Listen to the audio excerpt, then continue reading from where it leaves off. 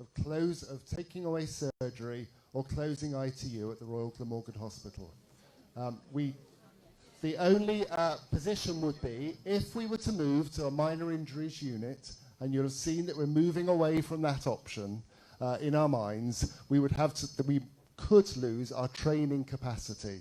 That is the only area that we've been discussing around ITU, surgery and theatres. And under the overnight repurposing model, those services would be absolutely safe. All right, squash that rumour completely. In terms of the other questions then, because there's some really important issues being raised, I think the travel, the need to use the ambulance service, we're closely talking under all the possibilities of the impact on the ambulance service to ensure that there aren't further transport delays on what they would look like if there were. So we need to understand that. We don't fully understand it yet, but obviously that's a part of our analysis.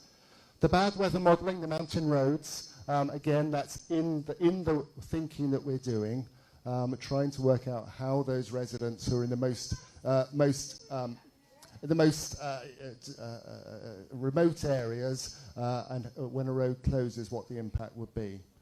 One thing I suppose just to put right, when we're saying we can recruit to Prince Charles Hospital, sadly we can't, and we have too little consultants there as well. So it's not a question of moving doctors down from Prince Charles Hospital, because that service also is vastly depleted of the doctors it should have. The Princess of Wales thing, though, you're absolutely right. We have recruited 2 consultants to Cwm Taf Morgannwg, not to Princess of Wales. They've come to Cwm Taf Morgannwg to work flexibly across the health board according to the needs of the health board. And they started work this week. That's enabled us to move 3 doctors from Princess of Wales Hospital to start work at the Royal Glamorgan Hospital. Now, they're not all full-time, I'm afraid, because they have other roles, but that does give us some consistency, and they are very senior and experienced consultants, and that's exactly why we've asked them to do. There are some contractual issues. It sounds easy, it's harder to do, to change contracts, but those 3 consultants recognise the need in the Royal Glamorgan Hospital, and they said, can we help, can we work there? Lastly, in terms of recruitment, because this is absolutely key, isn't it? I think we are saying that indecision over the South Wales programme has hindered recruitment over the last 6 years. I wouldn't dispute that. I arrived in October, and looking at it with fresh eyes and with the team, we realised there are significant changes and improvements we can make to recruitment. We can prove that because we've recruited 2 to Princess of Wales, which is already making a difference. It's not as easy as it seems, because when you've got that 1,200, 1,500 consultant vacancies, when you've probably got 1,500, 2,000 middle grade vacancies across the UK, then there's no easy answer, and I'd be lying if I told you there was. So what are we doing?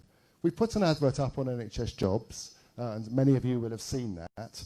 If you've looked at it, sadly you'll see that there are an awful lot of other adverts up there to work in ED departments. And I rang round some of those hospitals and said, you know, what's your success been?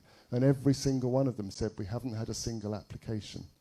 So I think I'd be kidding you if I said I believe that advert is guaranteed to be successful. I hope it is.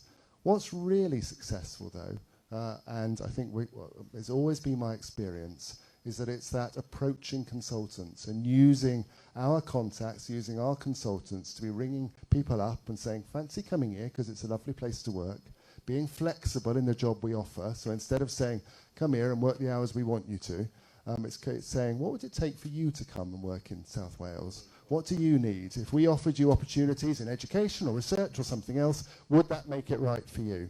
And those conversations, I've already had a few of them, trying to attract people and say this might be the right job just for you.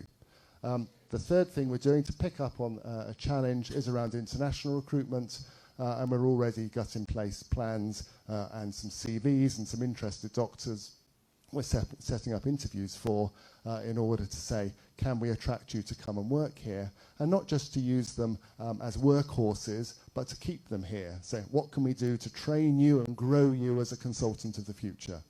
So we are doing absolutely everything we can to get that safe level of medical staffing, which is what we all want. I'm not going to use the mic. The mic keeps messing up with it. So can you hear me okay when I talk? All right. Yeah, if you can hear me, it's Councillor Dan Owen